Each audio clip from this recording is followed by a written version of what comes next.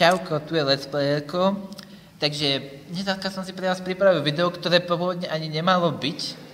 Teda mal som dneska naplánovaný honí maratón, 8-hodinový, ale žiaľ Bohu stala sa mi taká malá nepríjemnosť, totiž maminka mi zakázala prístup na všetky pornostránky, cez mobil, Tesco a všetko ostatné a preto nemám teraz čo robiť, no, nemám si na čím honiť, tak preto som urobil toto video, takže toto môžeme teda odložiť. A dneska som si pripravil chalenge. Privítajte tu môjho kamaráta Lukáša Gétu, ktorého už poznáte. A pripravil som si chalenge, ktorý sa volá palcovačka alebo prstovačka.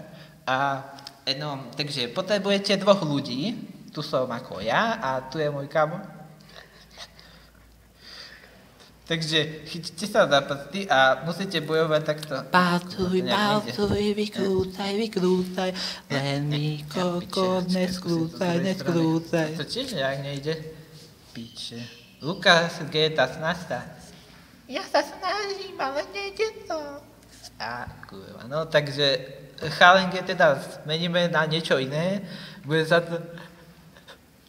to interview s Lukášom Gétom. Takže prvá otázka. Takže čo nám môžeš povedať o svojej orientácii? Som gay. To je prekvapivo, keď ti trčí pero z huby. A čo nám môžeš zase povedať ďalej, trochu to rozviň. Čo nám môžeš povedať o tej svojej orientácii?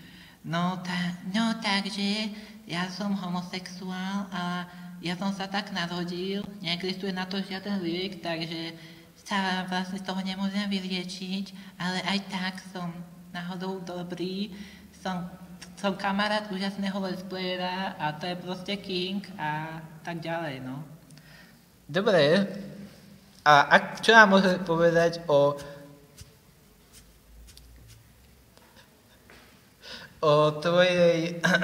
tvojom sexuálnom vzťahu s ďalším našim kamarátom, ktorého nebudem menovať? No tak áno, my spolu sexujeme análne. Je to ako veľmi dobré, lebo nemám potom žiadne problémy ako napríklad so zápchou, to sa to prečistí každý deň. A taktiež je to naozaj zábava, keď sú dva chlapi ako v sebe, viete to, v sebe. No dobre, ďakujem ti, Gelo, teda vlastne Gejo, za toto interview. Dobre, a fanúšikovia, majte sa.